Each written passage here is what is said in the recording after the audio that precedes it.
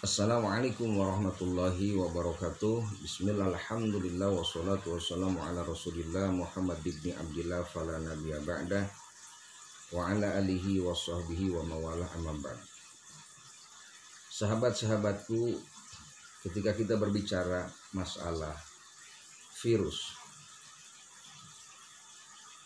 ada satu virus yang apabila menjalar kepada tubuh kita itu sangat berbahaya dan sangat fatal.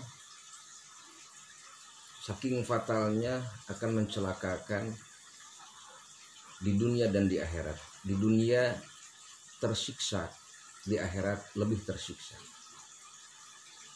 Virus apakah itu? Yaitu virus yang menyerang kepada hati manusia, yaitu hasud. Ada hasud, ada hasid, ada mahsud. Hasud itu adalah perbuatan orang yang berbuat hasud itu adalah hasid, dan orang yang dihasudi yaitu mahsud. Fi'il, fa'il, maf'ul. Nah, ini yang paling celakanya itu si fa'ilnya, orang yang hasud, sehingga Allah Subhanahu wa taala memperingatkan kepada kita, bismillahirrahmanirrahim, wa min syarri hasidin idza hasad, bahwa kita itu harus berlindung kepada Allah dari kejahatan hati, diantaranya itu hasud. Apa sih yang dinamakan dengan hasud? Kalau secara garis besar, hasud itu senang melihat orang susah dan susah melihat orang senang. Kalau hati sudah dirasuki dengan penyakit hasud itu, begitu kita melihat apakah tetangga kita atau teman kita, lalu teman kita itu mengalami satu musibah dalam hal apa saja, dia bukan berbelasungkawa atau bersedih, tapi dia merasa senang. Kalimatnya senang melihat orang susah. Ketika seseorang sedang kesusahan, apakah terkena musibah dan lain sebagainya, nah dengan sebab hati kita hasud kepada orang itu, maka dia akan senang, akan girang. Kalau bahasa sekarang, menari-nari di atas penderitaan orang lain.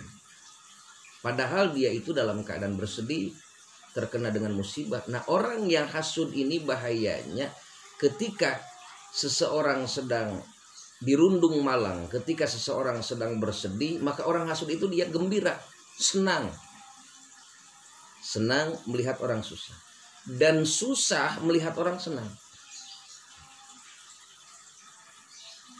Ketika yang dihasudinya itu diberikan kenikmatan oleh Allah Subhanahu wa taala, baik berupa rezeki, dia mendapatkan rezeki, mendapatkan uang, beli motor dan lain sebagainya, maka dia bukan bersyukur bahwa temannya mendapat kenikmatan, tapi di dalam hatinya iri. Dia gelisah, gundah gulana, tersiksa dengan sebab orang yang dihasudinya itu mendapat kesenangan. Susah melihat orang senang. Dia gelisah siang dan malam. Coba bayangkan bagaimana tidak tersiksanya orang yang hasud itu. Ketika seseorang mendapatkan kesenangan, dia relax, enjoy, menikmati kesenangan itu. Tapi justru orang yang terkena hasud itu gelisah. Ketika yang dihasudinya itu membawa motor, lalu menyalakan motor, maka hatinya panas seperti motor yang dipanaskan oleh tetangganya. Gelisah dan gelisah. Nah, apa dampak yang berbahaya bagi orang yang terkena hasud?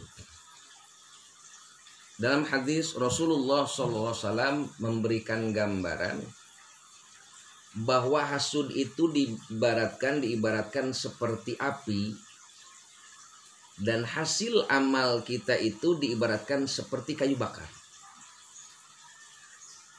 Satu buah kayu bakar ketika dimakan oleh api, maka tak lama kayu bakar itu akan hancur. Dan setelah hancur dia akan menjadi debu. Coba bayangkan, kita mengumpulkan ibadah kita, sholat kita, saum kita, hasil ngaji kita, kita kumpulkan dengan sebab virus yang ada di hati kita, yaitu virus hasud. Maka amalan kita yang dikumpulkan oleh kita, hasil sholat kita, hasil saum kita, hasil zakat kita, dan hasil ibadah yang lainnya hancur lebur. Oleh apa hancurnya? Dimakan oleh api hasud, dimakan oleh virus hasud. Maka hasud itu akan menghancurkan seluruh amal-amalan kita. Betapa ruginya. Di dunia kita, hasil ibadah kita hancur dengan hasud. Ketika kita masuk di akhirat, ketika kita masuk ke akhirat, apa yang kita bawa? Hasil sholat kita sudah hancur di dunia dengan sebab hasud. Saum kita sudah hancur di dunia dengan sebab hasud. Maka begitu sampai ke akhirat, kita tidak membawa apa-apa.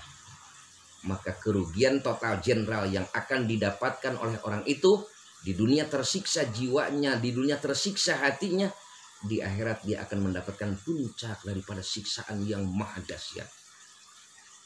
Kita berdoa, semoga Allah Subhanahu wa taala menjauhkan kepada kita semua penyakit di dalam hati kita, yaitu virus hasud. Semoga Allah Subhanahu wa taala melindungi, dan terus kita berkarya, dan terus kita husnudon kepada Allah, husnudon kepada teman kita, tetangga kita. Berbahagialah kita ketika teman kita mendapatkan kebahagiaan, dan semoga hidup kita semakin amazing. Wassalamualaikum warahmatullahi wabarakatuh.